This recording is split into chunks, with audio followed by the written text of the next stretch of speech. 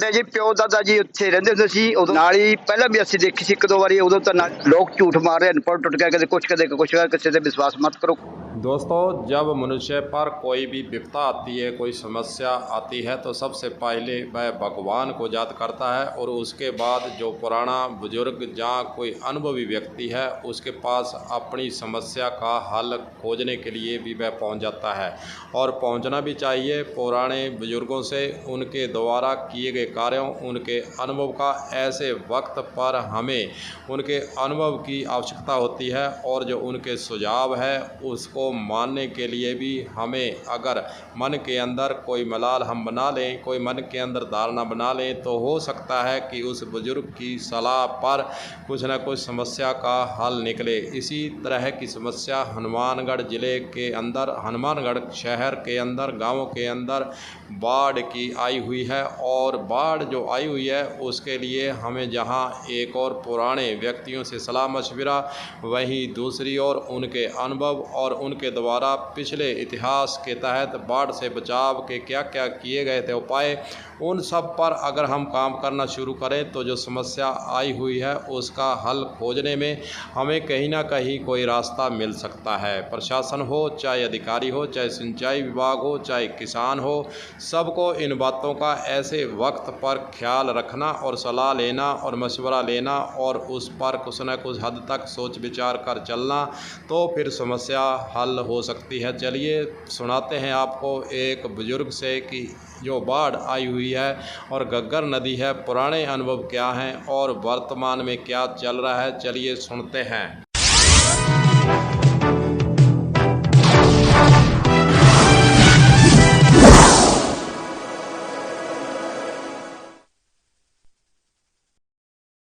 ਸਾਡੇ ਜੀ ਪਿਓ ਦਾਦਾ ਜੀ ਉੱਥੇ ਰਹਿੰਦੇ ਹੁੰਦੇ ਸੀ। ਉਦੋਂ ਦਾ ਅਸੀਂ ਰਹੇ ਹਾਂ, ਛੋਟੇ ਹੁੰਦੇ ਸਾਡਾ ਬਚਪਨ ਦਾ ਜਨਮ ਇੱਥੇ ਹੀ ਹੋਇਆ ਜੀ। ਪਹਿਲਾਂ ਵੀ ਅਸੀਂ ਦੇਖੀ ਸੀ ਇੱਕ ਦੋ ਵਾਰੀ। ਉਦੋਂ ਤਾਂ ਨਾਲੀ ਸੱਤੀ ਬਰਾ ਸਾਰੇ ਟੁੱਟੀ ਸੀਗੀ, ਪਰ ਹਜੇ ਕੋਈ ਡਰ ਨਹੀਂ ਨਾਲੀ ਟੁੱਟਣ ਦਾ। ਆਪਦਾ ਸੋਚ, ਲੋਕ ਝੂਠ ਮਾਰ ਰਹੇ, ਅਨਪੜ੍ਹ टुट गया, कदे कुछ किसी से विश्वास मत करो। ਅੱਖੀ ਦੇਖ ਕੇ ਗੱਲ ਕਰੋ।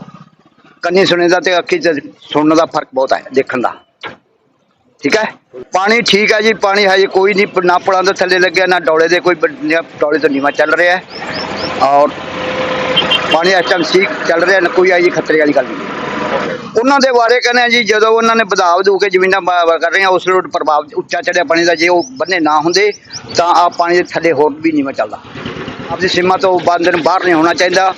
जो तो आप ज़्यादा होंगे तो आप ही दुख पावे, कोई दुख नहीं पाता। हाँ, इसे कारण लालच दुखों का घर है, दुख पैदा होंगे।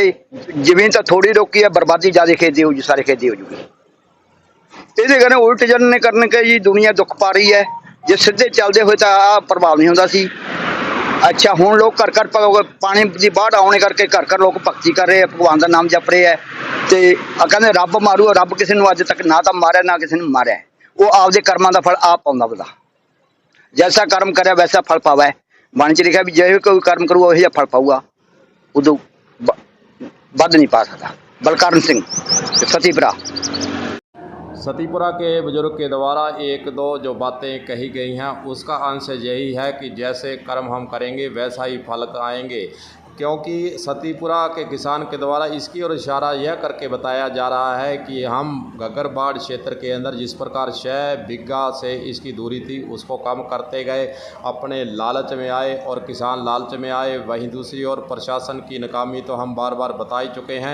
उसी प्रकार जो हल अगर होता 6 बिघे इसकी चौड़ाई रहती, लेकिन अब तो वर्तमान समय में पानी आया हुआ है। उनका यही कहना है कि हम अगर इस प्रकार के काम करेंगे तो हमें दुख जो है झेलनी पड़ेंगे। भगवान को हम क्यों कोस रहे हैं, क्योंकि गलतियां तो मानव ने ही की है और मानव ने गलतियां की है तो उसका फल उसको मिलेगा। फल मिलने का अर्थ है कि नुकसान हमारा हो सकता है।